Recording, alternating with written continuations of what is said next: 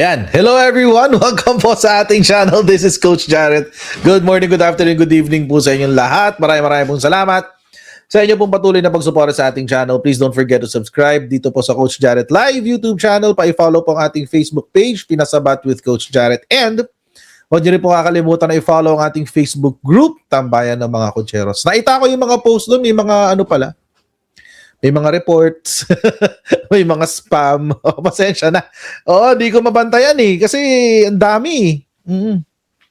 Oo, so di ko masyado mabantayan. Pero action na natin yan. Ang dami. Umabot ng 2,000, 3,000 yung mga spam, mga report. Ganun. Ang dami. Hindi ko na alam paano ko habulin. Pero ganoon na nga nangyari guys. So bawi-bawi na lang sa sa susunod. Okay. Wait lang, shoutout muna tayo bago tayo magpatuloy, guys. Oo. Wait, asan na 'yan ako? Ay. Wait lang. Nawala na naman yung aking Excuse me. Okay. Yan. Okay, ito na. Here we go. Magano muna tayo, shoutout na muna tayo, guys. Para masaya. At dire-diretso tayo maya-mayang konti. Okay. Yan. Okay, shoutout muna tayo. Sana ba? Okay. Yun. Salamat, Ate Trexie. Okay, shoutout kay Ate Trexie. Sa mga moderators na muna natin, mga babayan, ha? Shoutout kay Ate Trexie, kay Ate Susan, Ate Elisa C, James, Manat May, Arnel GM, Jack 51 Billion Movement, BJ Cans, Pinoys, Unnamed Legion, Kina, BS Moderictor, Ate Mishi Cruz, Ate Nila Galvez, Ate Nila Arceo, Kuya Nelson Guntan, Sir Pascachi, Shiro Kansaki, at si The Greater One. Excuse me. Mon Gonzalez, Joe P. Queen, Ray Ann, Pinky M.A., Rodang, Twisha Sacred Field, Lorna Bunaw, Flosser, Pida Valente, Marvin Pega, Menzi, Emma Valencia, Zena Villegas, Meli Hosaka, Gary Byrne, Lulu Marty, Yas, Sniper, It's JM, Jessie Kim, Angeles Teron. Okay, baka yun yata yun, Angeles yata. Or Angeles Teron, either of the two. Dragon Essence, Solo Island Girl, Miles Creative Media, Anne, Pipo Garcia, Julieta Trajano, Doc Sam, Lisbeth Beleno, saan na isa? Ay, nawala. Okay, Dolores, Leovi De Torres, Jenny Torres, Ekman, TSC, Ningning Erosa, Florencio Bakir, Celso Taa, Funny Laugh, Benedict Española, Marlene Malbog, Lagrima, Stakaban, Alex Beltran, Susan Casas, Joy Limbel, Lexin Dayen, Kay Umali, Genesis Sheldon, Dennis Chavez, Ugly Doc, Florentine Ayap, okay, Moises Lacalilaw, Danilo Meliton, Soft Bites Unlimited, one more, Leia Marian. Ayan. Oo. Oo. 1 hour shout out to the crowd. 1 hour shout out daw sa sobrang dami, Ate Susan. hindi ko na mabago yung yung chat box ko, hindi ko lang ba't English siya palagi. Nakakairita, promise. Totoo lang, nakakainis. Ano ba tanggalin to? Puro siya English. Ayoko English. Wait. Ang daming weird na nangyayari sa chat box ko. Nung una, full name ang nandyan. Tapos nung nawala yung full name, ngayon naman, automatic na nagtatranslate sa English. Pilipino ko. Pilipino. Bebot. Ayun. Hindi ko malaman ano nangyari. Ayun. Okay na ba? Mukhang naayos na siya.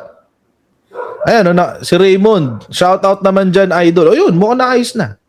Hindi pa rin. Iba-iba. Iba-iba siya. Diyos ko. Ewan. Hindi ko na alam gagawin ko. Hindi ko na alam gagawin ko. Ewan.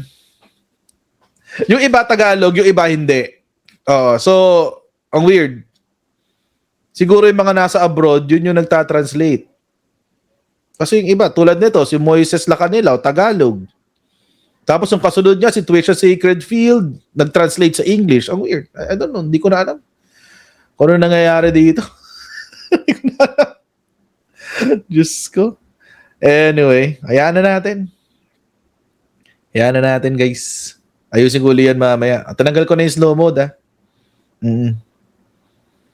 Okay. Tsaka pa-like naman dyan. Kayo naman, ang kuripot nyo naman sa like. 1,300 na tayo, tapos 400 lang yung like. Grabe naman kayo. Marami na naman ba nakamonitor sa ating DDS? Ha? Marami ba nakamonitor sa ating DDS? Bakit ganun? Ba't DDS lang nanonood sa atin ngayon? Mga DDS lang ba nanonood sa atin today? Nagsawa na yung mga pro-admin. Alam ko na sabihin yan eh. Okay lang yan. Alam ko naman nakasuporta sa admin yan eh. Doon ako sa iba manonood. So mga DDS na nanonood sa atin. Namubwisit. Nandito sila para mabwisit. Anyway. Ay, naka. Anyway. Bahala sa buhay nila. Welcome kayo dito mga ka-DDS.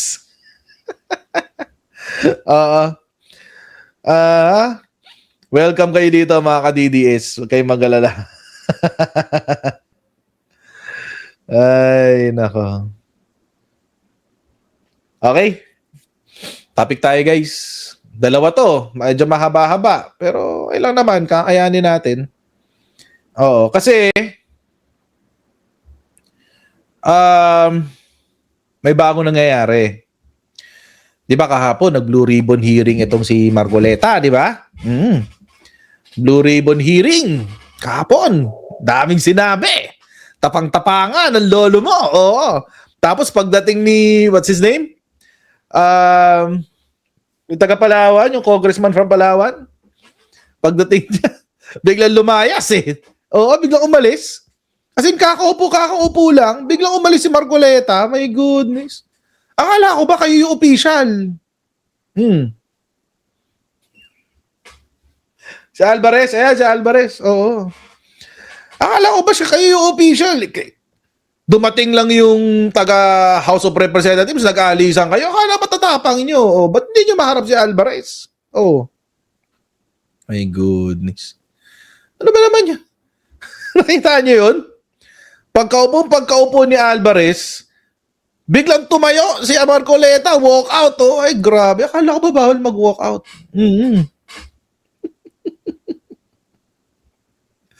Nakakadiri. Oo. At saka ang dami talaga inconsistency nung kwento ng 18 bribe na rin. Pasensya na, obvious na bribed sila. Kitang-kita na na sila ay bribed. Hindi sila hindi sila ready. Tapos na daw. Tapos na raw kasi. Grabe naman palusot. Sabi ni Pinky MA, tapos na raw kasi. Wag na raw, lagyan ng issue. Tapos na raw. Ganun sila kaduwag. Ganun sila kaduwag. Hindi nila kaya yun eh. Hindi nila kaya yung pressure. Hindi nila kaya yung pressure nung harapan, yung talagang haharapin sila sa mga pinasasa. Hindi. Walk out eh. Kung kaya nila, di sana nagtagal sila. Kaso hindi. So, hindi man lang siya nagstay para painggan yung sasabihin ni Alvarez. Yung sinabi niya off the record, 'di ba? Sabi nila official daw yung kanila. So, ibig sabihin dahil wala si Marcoleta, off the record yung sinabi ni Alvarez? Hindi pwede yun. Hindi pwede yun. Oo. So, ngayon mga kababayan, sa Lunes, ito yung opisyal. Oo, ito na yung nire-recognize ng Senado na tunay na Blue Ribbon Committee. At wala akong pakialam kahit anong sabihin ni Alan Peter Cayetano. Mamaya pag-uusapan natin yan. Pero, it seems ngayon pa lang nagpapakita na ng karuwagan. Hindi pala karuwagan. Kaduwagan. Oo, ang handler ng 18 bribe Marines. And I call him handler because he is such. Siya is ang handler. Handler siya ng 18 bribe Marines. Itong si Mike Defensor.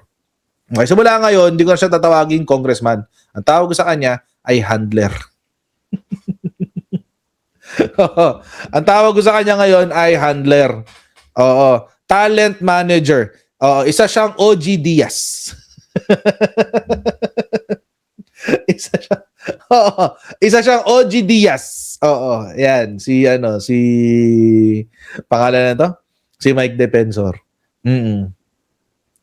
Kasi, I mean, ito na lang. Ay, birthday ni Miles Creative Media. Happy birthday, Miles Creative Media! Asa na yun? Yung aking reactions. Ayan. Happy birthday, Miles Creative Media! Fireworks! Ayan. Happy birthday! Confetti! Ayan. Oo. Okay. Handler. Ito si Mike Defensor. Handler siya ng 18 bribed Marines. Oh, isa siyang handler. At ito yung sinabi ko si Tulpo kanina. Puntahan muna natin yung sinabi nito. Ba't nawala yung... What? Ano ba yan? Nahanda ko na to kanina eh. Ito kasi sinabi ni Tulpo kanina. Ito. Ayan. Sabi ni Tulpo, di ba sabi natin kagabi, dapat ituloy ni Tulpo. Oo, ituloy ni Erwin Tulpo na imbitahan yung 18 bribe Marines. Huwag na niyang isipin kesyo ito ay mapapasok sa record o hindi, yung kanilang testimonya. Kasi mga kababayan, kahit maipasok naman to sa record, maisasama din naman sa record yung mga rebuttal. Oo. May sasama sa record yung mga rebuttal. So okay lang, walang problema. Malay natin, sa rebuttal nila, mapapatunayan na hindi sila reliable. Ang testimonya nila ay hindi credible or sila mismo ay hindi credible at ang testimonya nila ay hindi reliable. So, walang problema yun actually. Okay lang yun. Kaya siguro, di ko alam, siguro napag-isip-isip din yun ni Erwin Tulpo o baka narinig niya yung live stream natin. Sana ganun na nangyari. Napag-desisyon na ni Erwin Tulpo na papuntahin sila sa Lunes. Oo. Sabi ni Senator Erwin Tulpo, Tulfo orders bribe, hindi ako sa tawagin ex-Marines, di naman sila Marines bribed soldiers to appear at Blue Ribbon hearing. Hindi rin naman kasi sila lahat Marines. Soldiers na lang. Senator Erwin Tulfo said the group known as the 18 ex-soldiers has been invited anew to attend the official Senate Blue Ribbon Committee hearing on June 8. Diba? Sa Lunes yan. Tulfo said the group, along with former Congressman Mike Defensor and their lawyer, Attorney Levi Baligod, must appear before the panel to substantiate their testimonies. Yun. Kailangan po nilang mag-attend dahil kung hindi, baka sila ay ma-issuehan ng contempt. Eto na, mga babayan. Ito yung pinakamagandang parte. Ito yung pinakamagandang parte. Kasi ang House of Representatives, ang Senado, alam naman nating lahat ay merong contempt powers at meron din silang compulsory powers. Ibig sabihin, meron silang kapangyarihan para pilitin ang mga individual, lalong-lalo na this is a hearing in aid of legislation, pilitin, puwersahin, at compel na umattend sa mga hearing nila. Lalo-lalo na kung ito ay germane, ang kanilang testimonya ay relevant and germane to the hearing. So, Ito pinakamaganda talaga. Pag hindi sila umattend, so isasubpina, o una invitation muna. Oo. Tapos kapag hindi pumunta, isusubpina. Pag sinumpina, ayun, baka at di pa rin nagpunta, I think after 3 subpoenas, pwede na mag-issue ng warrant of arrest. Mm-mm. Ano na? 805 nilagay sa maleta. Saan binili ang maleta? Hindi yun yung tanong. Oo, may moto shop. Hindi yan ang tanong, may moto shop. Ang tanong is paano nila nakarga yung 805 billion? Kasi nung may nag-send sa akin ng computation parang aabot yata ng 800 tons if I'm not mistaken. Oo. Salamat pala sa super chat. Oo, parang aabot yata ng 800 tons if I'm not mistaken yung yung bigat nung mga maleta. Kung yung total niya 800 billion. Oo, so paano?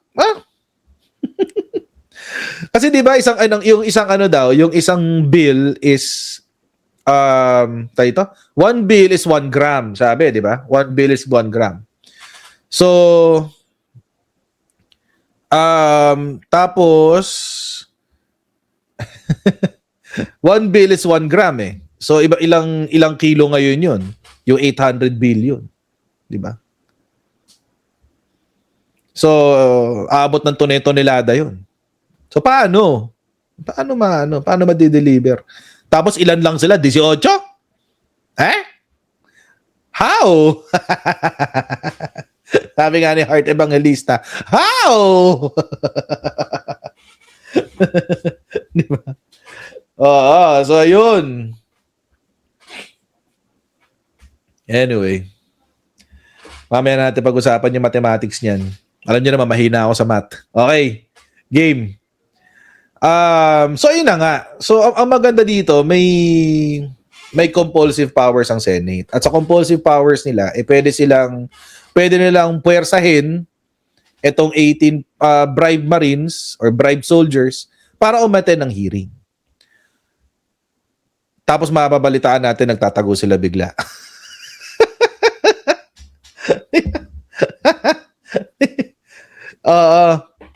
Ano sabi ni AI? 805 metric tons. O, di ba? 805 metric tons. Ano yun? Di ba? How? Paano niya bubuhatin yung 805 metric tons? Ay, nako, my goodness. Tapos, bilib na bilib pa yung... Alam niyo, isa pa yung katanga. Hindi, mamaya. Sige. Kailangan talaga nilang pumunta kasi dito sa balita ng News 5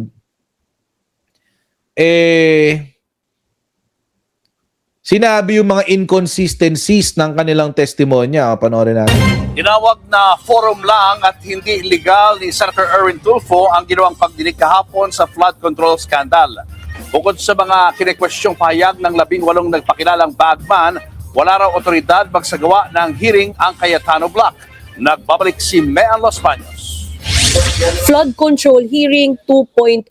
Ganyan ang magiging eksena sa Lunes. Pero ang mangunguna naman sa pagdinig na yan ang chairman ng Senate Ribbon Committee ng Gatchalian Block na si Senator Erwin Tulfo. Ito yung official. Yan, invited ulit ang nagpakilalang 18 na bagman umano ni Zaldico. The mere fact po na in-invite namin sila kasi para wala sila masabi na tinatago namin, pinagtatakpan namin. Pwedeng-pwede rin daw dumalo sa Lunes. Sumama na kayo ditong 5 dyan sa minority para makapagtanong kayo, makapag-imbestigat. Tsaka sa Lunes po, bawal na po yung mga surprise witness. Dapat po ibigay nila sa Blue Ribbon yung mga gusto lang imbitahan. Pero ayon kay Senator Erwin Tulfo, Wait lang. Isa pa pala yan. Isa pa palang question ko yan kahapon. Di ba 17 ang minimum na attendees or at least 17 ang minimum members. So kung 17, ilan ang quorum nun?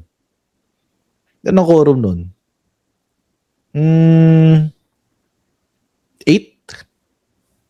8 ang quorum. Tama ba? 8 ang quorum niya kung 17. Or hindi.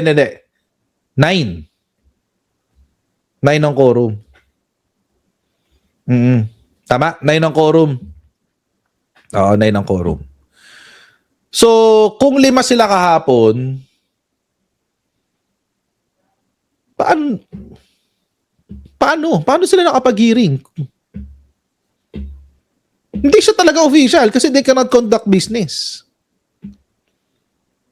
5 lang sila eh.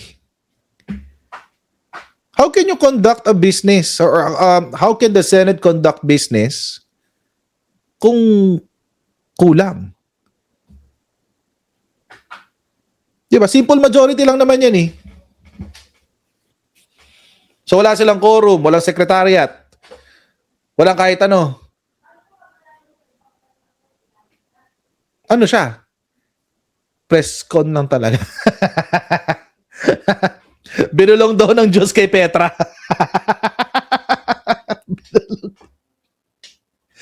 Oy, by the way, etong grupo ng mga DDS, kayo talaga, alam nyo mga kababayan, walang problema sa akin yung gawin yung Diyos si Digong, gawin yung Diyos si Kibuloy, bahala kayo sa buhay nyo. Pero huwag nyo naman idama yung totoong Diyos, di ba? Yung gagamit kayo ng Bible verse, di ba? Doon sa dibdib ng mga, though I walk to the valley of the shadow of death, oo, ganyan. Sino bang idol nyo? Sino yung rapper na yun? As I walk to the valley of the shadow of death, I take a look at my life and realize that nothing left. Di ba? Wag nang ganun. Nakakadiri eh. Ang baboy-baboy nyo. Alam nyo,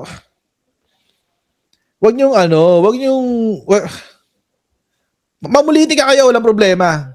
Oo, pero wag niyo namang idamay na yung kasi alam niyo ba't nila ginagawa 'yon? Ayun si Julio. Alam niyo mga kababayan, ba't nila ginagawa 'yon? Ba't nila sinasama yung mga Bible verses? Kasi para magmukha silang righteous. Oo, nagtatago sila sa likuran ng relihiyon para masabi nila na kami yung nagsasabi ng totoo. Yung mga taong gumagamit ng relihiyon para ipakita sa mundo na sila ay malinis, kadalasan sila yung mga siraulo. Tingnan niyo si Kibuloy. Tingnan niyo yung mga kulto. 'Di ba? Tingnan niyo si Kibuloy. Tingnan niyo yung mga unang crusades. 'Di ba? Nananakop sila ng bansa sa ngalan daw ng Diyos, mga siraulo, 'di ba? Oh. Yung mga unang krusada. Alam niyo, kalokohan 'yun. Wag nang ganun. Galawang kulto talaga kayo eh. Mga DDS kayo, galawang kulto talaga kayo. No joke. No joke. Wag ganun. Yan, si Jim Jones. O, di ba? Wag ganun. Children of God. Oh. Wag na ganun. Nagtatago kayo sa likod ng relo para mukha kayong mababait. Di naman kayo mababait. Napakawal lang yan nyo. Nakanante pa. Anyway, tuloy. Tulfo, illegal ang ginawang pagdinig kahapon ng Cayetano Block. Sila lang po nag-oath-taking kasi number one, ako na po ang chairman ng Blue Ribbon. Kaya wala na po silang authority. Kung pansinin ho ninyo, wala nga po mga tao sa likod nila, yung mga recorder, stenographer, wala po. Hindi raw Blue Ribbon Committee hearing ang nangyari kahapon, kundi Forum lang nila yung press conference lang, whatever they want to call it, pero definitely hindi po hearing ng Blue Ribbon. isa si Senator Erwin sa idinawit sa hearing kahapon. Kaya ayon sa kanyang kapatid na si Senator Raffy Tulfo, kakasuhan daw ang mga bagman na idinawit ang kanyang pangalan. I talked to Erwin right away. I called him up and he said, that's not true. Galit na galit siya. He will file a cyber libel case against those Marines na binanggit pangalan niya, maging doon sa mga senador na ini-implicate din siya dahil, remember, illegitimate sila eh. Kahapon sa pagdinig, sinabi ng bagman na si Bernard Gumban na 2 beses nag-deliver ng mali-maletang pera kay Senator Erwin. Bali po, nakapag-deliver po ako doon kay Senator Erwin Tulfo ng 2 beses. Yung una po, 2 maleta, tapos yung pangalawa po, 6. Ano yung 2 maleta? Anong size? Maliit na po, small tsaka medium. Sa pangalawang delivery raw, halo-halo na ang size ng Pwede ako mag-comment sandali? Natawa ako doon sa sorry ngayon ko lang kasi napansin. Natawa ako doon sa nasa likod Si Senator ni Erwin Nalan Tulfo Peter. ng 2 beses. Yung una po, 2 maleta, tapos yung Wait lang, pangalawa po, sorry, 6. Ano yung 2 maleta? Anong size? Oh, parang sila mismo. Ho? Ho? Parang sila mismo, gulat na gulat din eh. Oh. Ho? Lagi talaga. Shoutout sa dalawang to ha. By the way, hindi ko kayo binabash. Baka sabihin nyo, binabash ko kayo. Nagulat lang ako. Ay, grabe siya. Oh, grabe. Goodness. Hindi ko alam kung sino to eh. Mga tao yata ni Alan Peter to eh. Oh, anyway.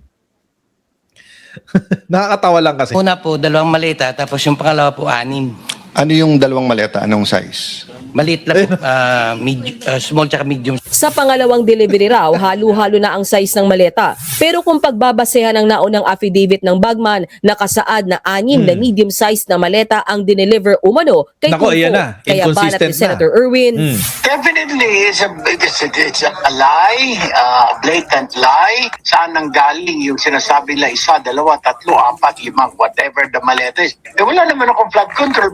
hindi lang yan. Kinwestiyon din ang pagdawit ng mga bagman kay Senator Tito Soto. Nagulat ako dito po sa letter E42, nakalagay dito, nag-deliver kay Senator Tito Soto. Pwede nyo bang i-verify? Totoo po to at ay kwento nyo yung circumstance. Yes, Sir Ron. So apparently mga kababayan, it seems hindi pa rin nagbabago yung affidavit nung 18 bribe marines. So kung ano yung inilabas nila noong February 2026, if I'm not mistaken. Kung ano yung inilabas nung February, yun pa rin yun. Wala pa rin silang binabago. Okay, sige, tuloy natin. Your Honor. Ang claim nila, tig 40 hanggang 70 million pesos umano ang idineliver kay Soto noong 2024 bago ang kampanya sa eleksyon. At iniabot daw nila ito sa isang mark na dating aide daw ng senador. Pero buwelta ni Soto, una, hindi siya senador noong 2022 hanggang 2025. Pangalawa, 2015 papatay ang aide niyang si Mark. Muli ring lumutang ang Alam niyo mga kababayan, may sagot dito si Levito Baligod Dito sa statement na to ni Tito Sen. May sagot siya dyan. Ang sabi ni Levito Baligod, tingnan nyo, napakasinungaling talaga ng hayop eh. Napakasinungaling talaga ni Levito Baligod. Ang sinabi ni Levito Baligod, yung inabutan daw na mark, hindi raw si EA, hindi raw assistant ni Tito Soto, kung hindi si Mark Tiksay, na EA daw ni Saldico.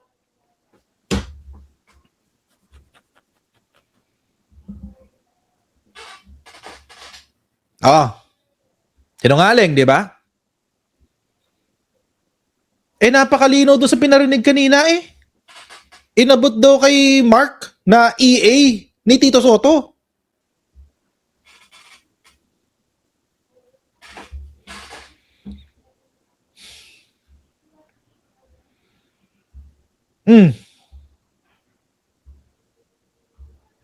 Napakasinungaling. Napakasinungaling talaga mga kababayan. Hindi ko, kanina may nakita rin akong post kay kay Impact Leadership na kinote si Miriam Defensor Santiago tungkol kay Levito Baligod. Wait, hahanapin ko. May quote siya kasi 'di ba sa PDAF buhay pa si Madam Miriam. May kinote siya.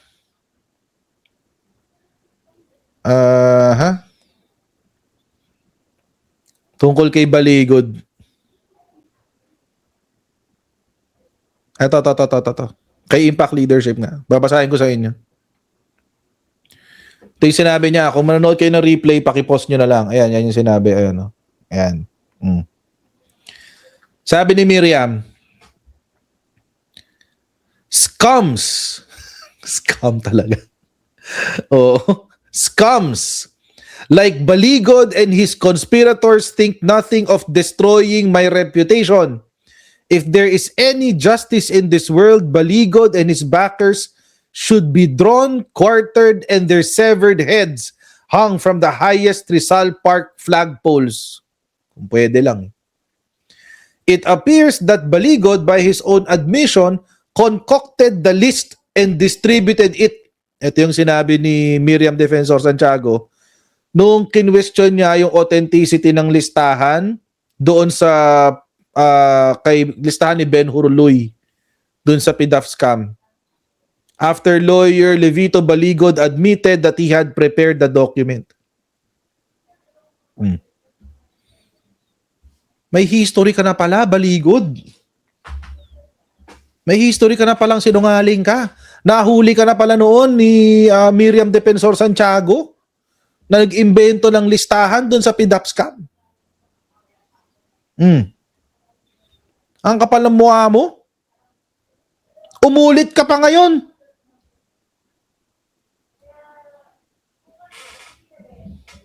He's really a scam. Alam niyo yung scam? Alam niyo yung scam?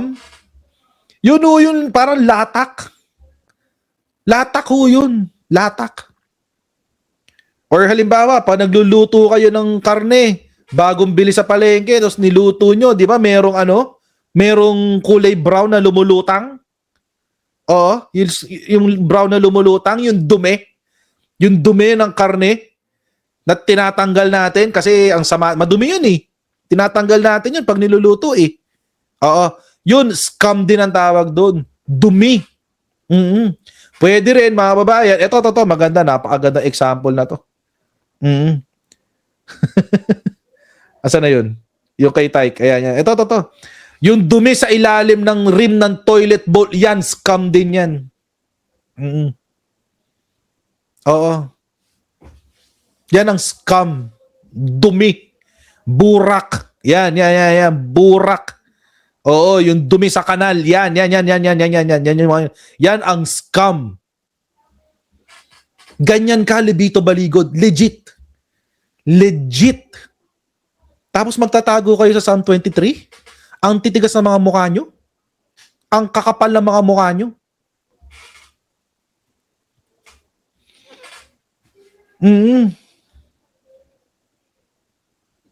Anyway, I carried away na naman ako. Tuloy natin to.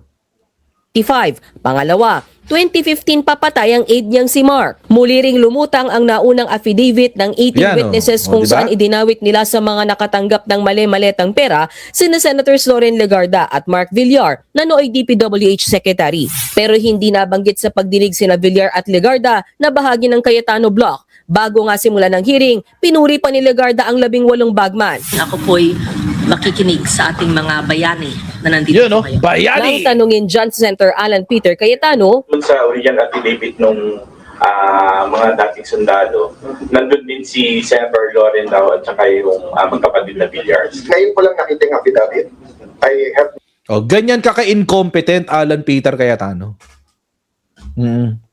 Gumawa ka ng propaganda, hindi mo chinek yung propaganda mo. Ganyan ka ka-incompetent.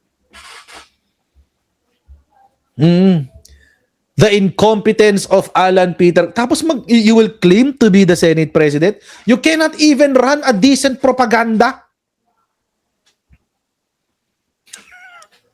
Hindi mo kaya makapagpatakbo ng disenteng propaganda tapos gusto mo maging Senate President? Nagpapatawa ka ba? Nagpapatawa ka ba? I did not check. I did not check the affidavit. Oh, I haven't seen the affidavit yet. Bobo. not read, etc. Kung man nabasa yung unang affidavit eh. Binanggit din sa hearing si Palawan 2nd District Representative Jose Pepito Alvarez, kaya ang kongresista napasugod sa Senado. Tahasan niyang itinanggi na nakatanggap siya ng pera. Tatanungin ko lang sana kung sa akin ba nila binigay yung balita. Nagpapakit ang pangalan ko, kawawa naman yung pamilya ko, hinahanap sa akin. Tingin pa ni Alvarez may kinalaman ito sa hindi niya pagsuporta sa isinusulong ni dating Congressman Mike Defensor sa nooy impeachment laban kay Pangulong Bongbong Marcos. Siguro may kinalaman doon sa pinadala sa akin ni Mike Defensor. Nandito po ba si Mike? Wala na. Si Mike Defensor nagpadala sa akin ng impeachment ni Pangulo. Ako yung unang nandito sa cellphone ko, gusto nyo makita. Pagkatapos, pinadala sa akin na kung maaari daw endorso ko. Nung hindi ko in-endorso, bigla na lang ako nagkapangalan dito. Itinanggihan ni Defensor. Pipito Alvarez, Yan, yung handler, kaibigan ko rin naman yan. Wala kaming problema niyan. Ngayon yung binabanggit niya, pasensya na po kung Pipito, wala pong staff ko ang lumapit kahit kanino man, kahit sinong congressman. Kasi kung ako yun, tatawag ako sa kanya. Yung sinasabi ng 18 Marines, wala po akong control dyan. Hindi ako kasama sa pag-draft nung kanilang affidavit. Diyan ako di naniniwala. Hindi ako naniniwala. Alam nyo, kahit anong sabihin ni Mike Defensor at this point, hindi nakapanipaniwala. Ikaw ang mastermind dito eh. Or hindi naman, kung hindi siya ang mastermind, siya ang director. Sige, mamaya ako sabihin. Kaya una, yung tumawag na staff ko o may nagpanggap na staff ko, hindi ko alam. Pero kung ako po yun, lalapitan ko siya, direkta. Kakausapin ko siya kung sakali man. Pangalawa nga, inuulit ko, doon sa 18 Marines, wala po akong control. Inamin naman niyang tumutulong siya sa 18 nagpakilalang bagman. Pero itinanggi niya na sinuhulan niya ng 5 milyong piso ang mga tumistigo base sa impormasyon ni NBA Director Melvin Matibag. Yung affidavit na sinasabi niya, yung binabanggit niya, kwentong kutsero, kwento lang sa kanya na hearsay at walang batayan. Bukod sa mga politiko, So yung kwento nitong mga to, itong mga hayop na to, yung kwento nitong mga disgraced bribe Marines na to or soldiers, if they are really soldiers, may basis. Pero yung kwento sa kanila, ng kapamilya nila, walang basis. Hearsay. I cannot follow the logic. Hindi ko masundan yung logic ni Mike Defensor. Wait. Yung sinasabi ng 18 bribe Marines, may credibility. Pero, yung sinasabi sa kanila, ng pamilya nila, walang kredibilidad. I cannot follow. Kapamilya nila yun eh. Baka may personal knowledge sila eh. Sila mismo daw yung kinausap. Sila mismo yung sinabihan. Babayaran daw kami ng 5 million ni Mike Defensor eh. Pinaunahan na nga ng 350,000 eh. Di ba?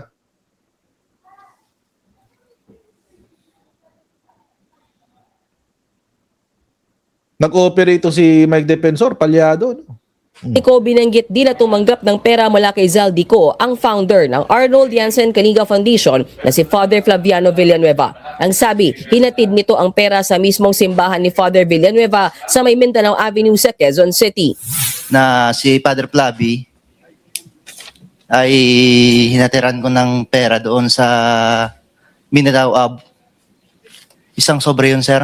Sa mismong simbahan niya, sir. Sa may gilid ng kalsada, isang maleta. Kanino? Kay Father Flavi, binuhat ko papunta sa sakyan niya. Agad naman niyang tinabla ng organisasyon. Unang-una, wala raw simbahan sa Mindanao Avenue na tumutugma sa kwento ng bagman. Isa pang napuna sa naturang hearing, ang claim ng isa sa 18 testigo na noong 2024 ay ipinasurrender ang mga cellphone nila para palitan ng bago. Ito yung pinakamalala eh. Tutok yung flood control po, 2024. 2024 2024. Nakapagsalita na po dito si Master Sergeant Orly Gutisa. Ngayon, maraming nagliligaw sa amin. Na Ano po? nililigawan po kami na hindi na po kami magsalita. Yung lahat ng cellphone po namin, ibibigay po sa kanila. Sa anong dahilan? Papalitan po ng mga bago po, iPhone po. Ano bang klase yung mga cellphone nyo? Nokia? iPhone 16. So papalitan nila ng mas maganda. Yes, Your Honor. Alam ninyong dahilan kung ba't nila gagawin yon? Kasi nandun yung mga picture namin, Your Anong klase ng cellphone para ma-record? iPhone 16e, 128 GB. Nang i-check ng News 5 sa mismong website ng Apple, lumalabas na February 21, 2025 ang pre-order na naturang model na sinasabi ng bagman sa hearing. Higit 4 na oras ang itinagal ng hearing ng Cayetano Block, pero Kailan sila binigyan ng iPhone 16e? By the way, yung iPhone 16e, it's not really the high-end. Oo.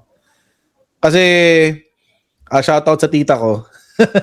Yung tita ko, binilang ko niya na nagpunta ako ng States. 2025 yon. 2025. Kasi 2025 ako nasa US. I'm sure. February 2025. Nasa US ako, nagpunta kami ng tita ko sa Apple Store sa Houston, Texas at binilhan ko siya ng iPhone 16e. Pero pinapalitan namin nung isa, nung mas malaki. Kasi masyado rin maliit yung 16e. So sabi ko, o sige, palitan natin ng mas malaki. Fine. Walang problema. Sinungaling kayo. Ako may personal knowledge na ang iPhone 16e ay inilabas noong February 2025. Shoutout sa tita ko na nasa Houston. Kasi may personal experience ako na nung nilabas siya sa US pa, wala pa sa Pilipinas. Nung nilabas siya sa US, di ba sabi din sa News 5, pre-order sa Pilipinas. Pre-order sa Philippines. Pero nung nasa US ako, for sale na siya. Doon ko siya binilhan ng iPhone 16e. February 2025. I have the receipts to prove it. Nasa tita ko, nasa States. Nasa kanya yung resibo. Oo. So bakit sasabihin ng 18 bribe Marines na binigyan sila ng iPhone 16e noong 2024?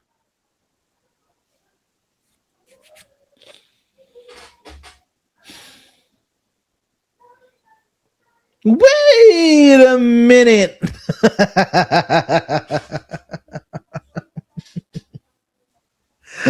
Nauna pa kayo sa States? Nauna pa kayo sa States? Oo.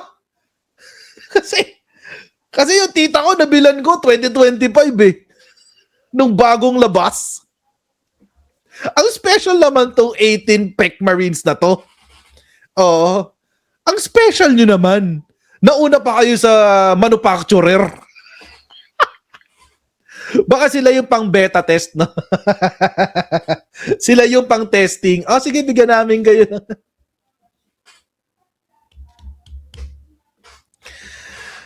Grabe kayo. Ang sinungaling nyo talaga. Ang lala nyo. Ang lala.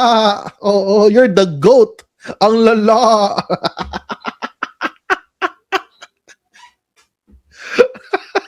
Ang lala nyo.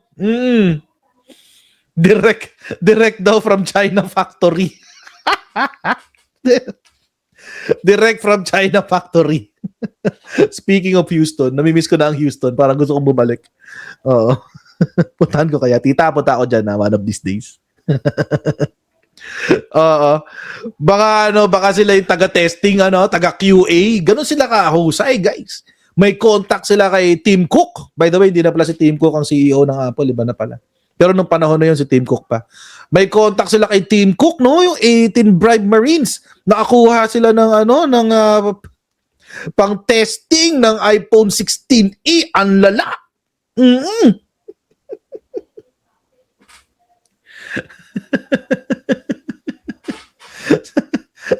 Nakakabwisit eh. Oo. Ay, si Miles Creative Media, happy birthday.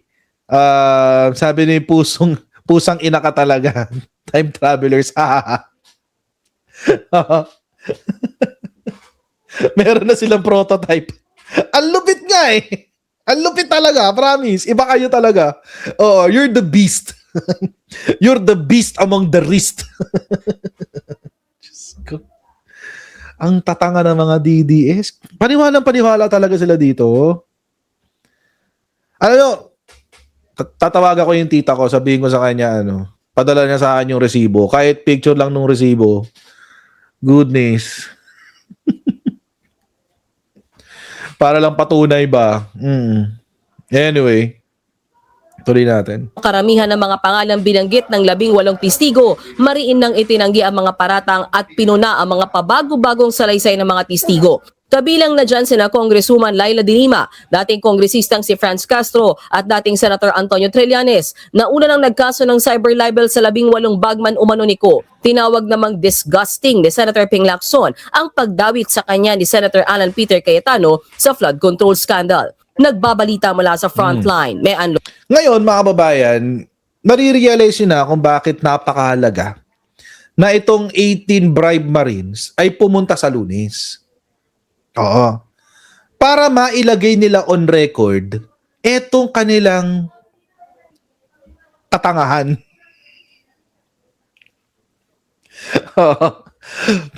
Pabor talaga to actually. Wag matakot si Senator Erwin Tulfo. Pabor ito sa inyo para ma-record sa actual records ng Senate, ng Blue Ribbon Committee, yung katangahan nila.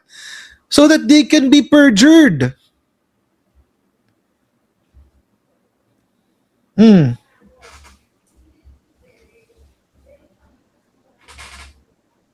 Perjury. Kesa yung ganyan. 'Di ba? But anyway, pero eto ngayon mga kababayan. Mukhang kinakabahan na yung handler. Kinakabahan yung handler nila, si Mike Defensor. Eto ang sabi ng handler. O, pakinggan natin ha. Sir Alan Peter Cayetano, yun ang susundin ninyo.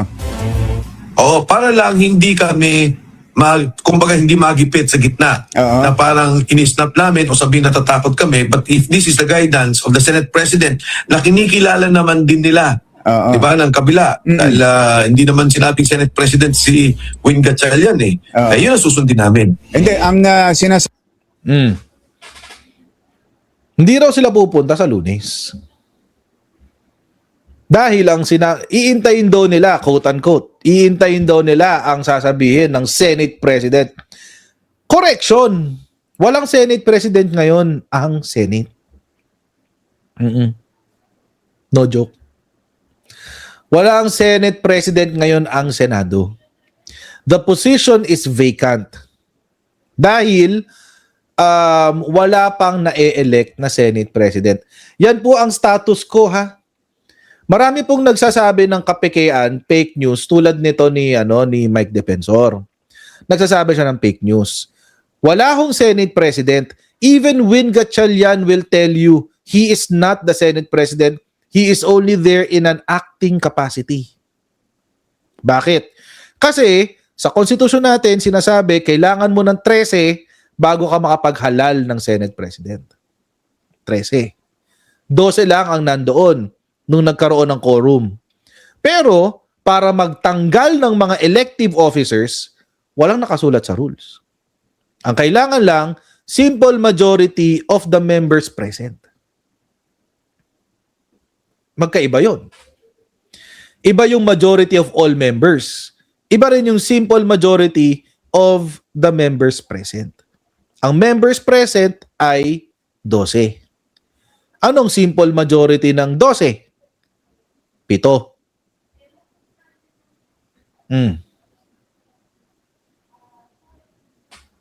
Kahit sabihin ni Chis Escudero na ako, hindi ako agree. Talo pa rin siya. Kahit sabihin ni Chis Escudero na hindi ako agree, nag-declare vacant, talo pa rin siya. Kasi isa lang siya. At merong 11. So, the status quo right now, there's no dispute. Ang nagpupumilit na lang na Senate President siya, si Alan Peter. Pero wala na siyang majority. 10 na lang sila. Wala na siyang majority. Saan ka nakakita ng Senate President na hindi mo hawak yung majority? Sige nga. Stupid naman nun.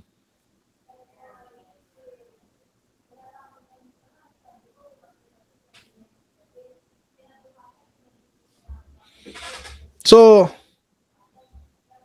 yun yung status quo. Ngayon, kung sasabihin ni Mike Defensor na mag-iintay sila ng utos ni Alan Peter Cayetano, o di ibig sabihin, etong si Mike Defensor, kontrolado niya yung schedule nitong mga 18 bribe Marines. At dahil kontrolado niya yung schedule, siya ang handler. Siya ang handler. sinasabi nila ay acting Senate President si Win Gatchalian, ang Senate President position vacant. Yun ang deklarasyon ng Gatchalian Block. Yun nga ang hindi, parang ano yung batayan na yun dahil sinasabi na hindi pwede. Dahil kailangan lang ng 13 para matanggal si Senate President. Oh, see, that's the lie. You don't need 13 to remove. Yan yung kasinungalingan na kinagkakalat ni Alan Peter Cayetano. Hindi mo kailangan ng 13 para magtanggal. Ang kailangan mo lang, simple majority of all members present.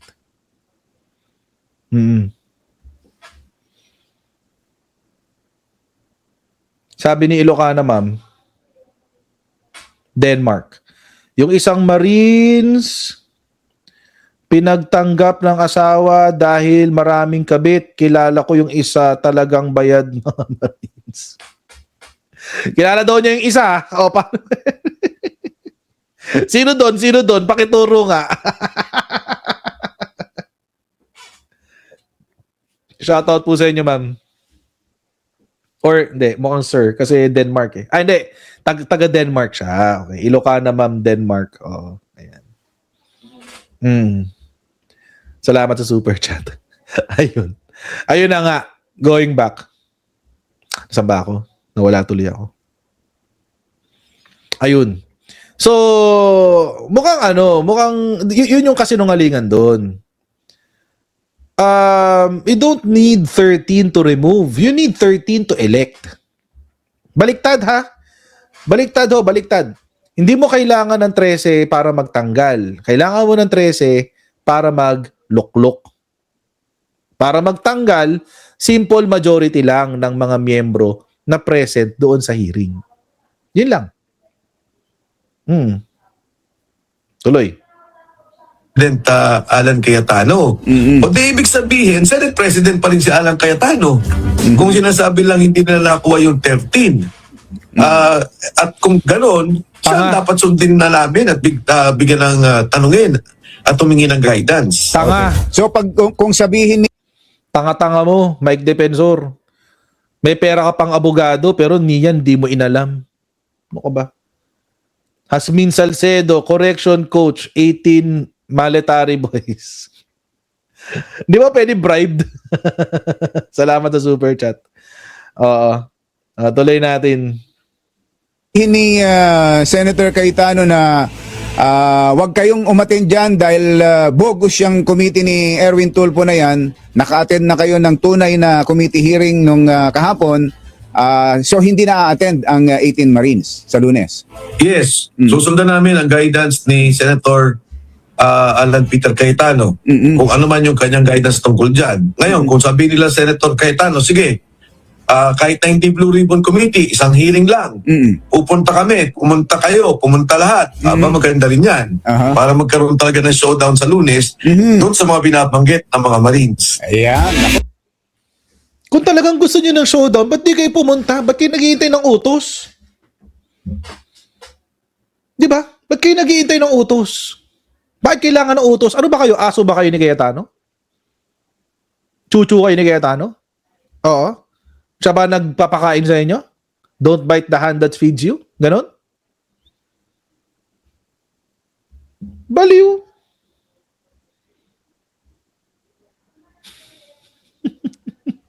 Handler ka nga. Oo, isa kang handler. Legit. Isang handler itong si Mike Defensor. Oo. At isang napakawalang kwentang handler.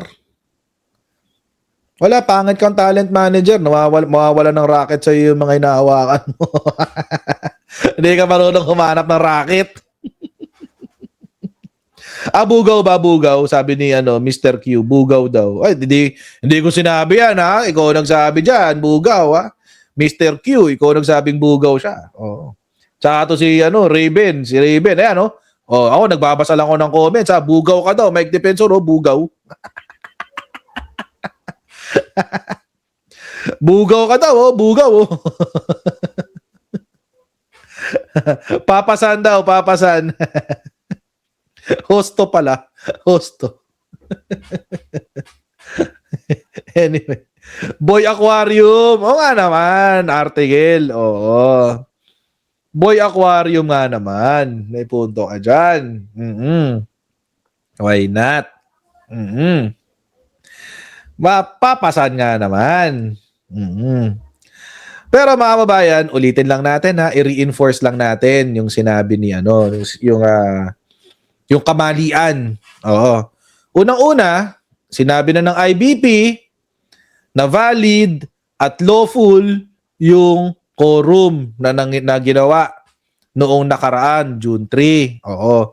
Valid yan. So yung pagkakatanggal kay Alan Peter Cayetano ay valid at lawful. Oo. Hindi lang siya ang nagsabi niyan, hindi lang si IBP. Ang grupo ng mga dean, professor, ay nagsabi rin na kasama pa si Ascuna. Retired Supreme Court Justice Adolfo Ascuna, kasama ng mga law deans, professors. Sinasabi nila na legal. Oo, at may quorum ang 12 senador noong nakaraan. So, wag na natin pagpatuloy pang utuin ang taong bayan. Ito pang malala. Tingnan nyo dahil walang record yung hearing ni Alan Peter Cayetano, pwede niyang palusutan. Halimbawa, siya ay makakasuhan sa mga pinagagawa niya. Ang sasabihin lang niya, bakit may record ba kayo? May record ba kayo sa Senado na ginawa namin yung hearing na yan? Blah, blah, blah. Walang record Oo, pero meron social media. Alam namin na nangyari. So, pwede ka pa rin kasuhan. Pangalawa, lahat ng pinagsasabi doon wala sa record. At dahil wala sa record, hindi mo pwedeng gamitin for other legitimate action tulad ng pagpa-file ng kaso or any other actions, any other legal actions. So, mas maganda sa Lunes talaga. Oo. Ngayon, itong handler, kung talaga nag-iisip tong handler na to, mga kababayan, dapat, paharapin niya yung kanyang mga talent. Oo, paharapin niya yung mga talent niya sa Lunes. Kasi mga kababayan, pareho pa kami buhok Busy to si Mike Defensor Buhok ko to Buhok ko to Para nakita ko bigla, para pareho kami ng buhok Gaya ka ng hairstyle Mga nanonood sa akin to si Mike Defensor. Mga nanonood sa akin itong hype na to Ay, kung nanonood ka sa akin, Mike Defensor, pumunta ka na lang dito rekta. Pumunta ka na lang dito rekta. Grabe ka naman. Magpa-interview ka na sa akin. Lang to si Mike Defensor.